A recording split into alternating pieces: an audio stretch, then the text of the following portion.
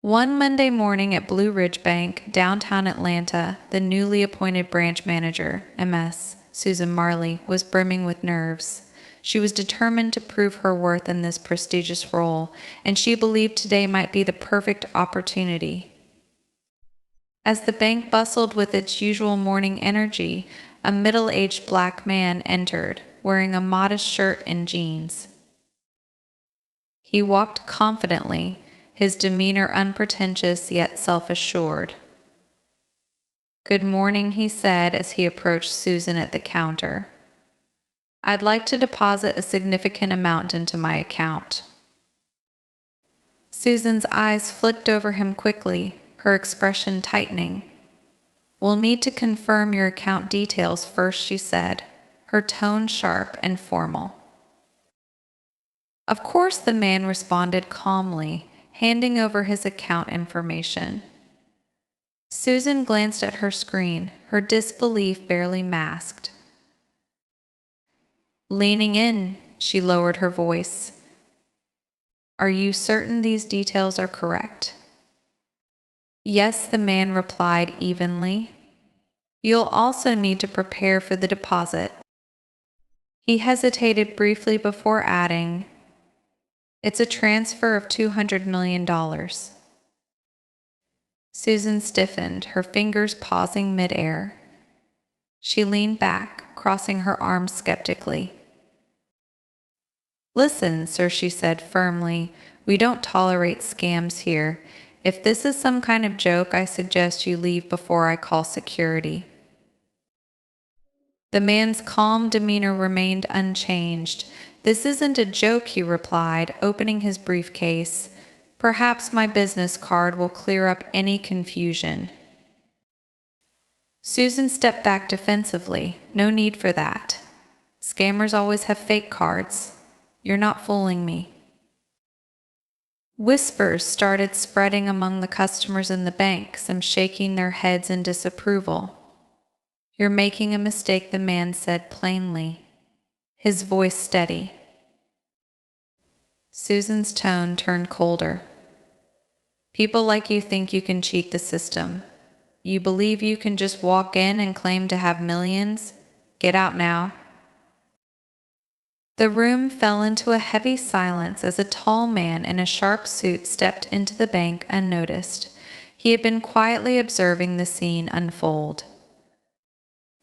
Approaching the pair, he cleared his throat. "What's going on here?" he asked. Susan turned to him, her cheeks flushed with indignation. "Mr. Taylor, this gentleman claims he wants to deposit $200 million.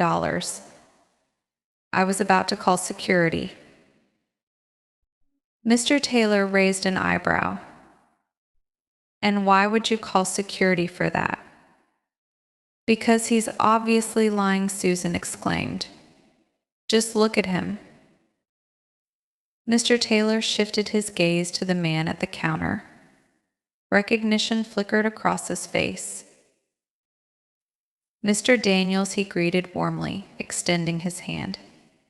"It's been a while. Good to see you." "Likewise," Mr. Daniels replied with a small, polite smile. Susan blinked in confusion. "You know him?" she asked, her voice wavering. "Of course," Mr. Taylor replied without hesitation. Turning to the room, he raised his voice slightly. "Ladies and gentlemen, I'd like to introduce Mr. James Daniels, the owner of Daniels Innovations and our bank's largest investor." The color drained from Susan's face. But she stammered, struggling for words. "Let me be clear," Mr. Taylor said sharply. "Mr. Daniels isn't just a client. His investments saved this bank during the financial crisis.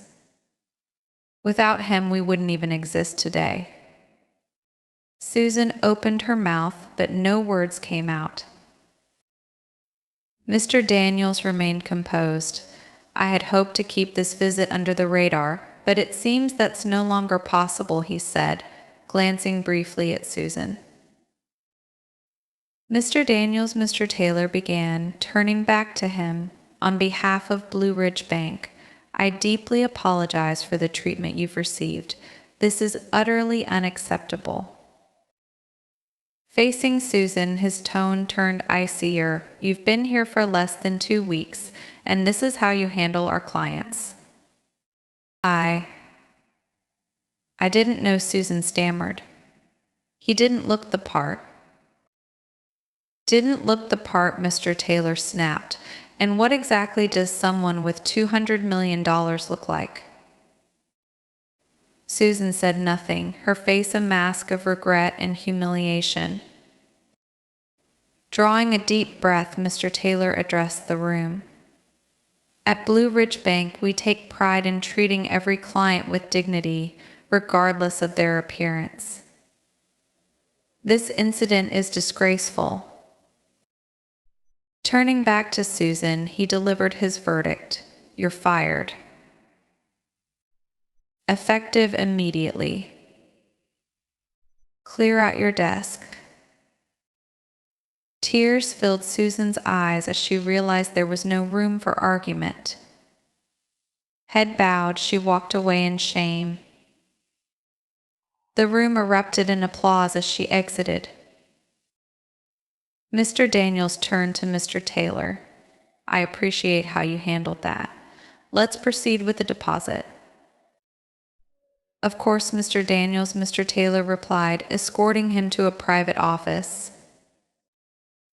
The customers left behind couldn't stop buzzing about what had just happened. The moral was unmistakable: never judge a book by its cover. And that's the end of today's story. Thanks for sticking with us until the very end. If you enjoyed it, give us a thumbs up, share with your friends, and subscribe for more captivating stories. Don't forget to hit the notification bell. Have a fantastic day.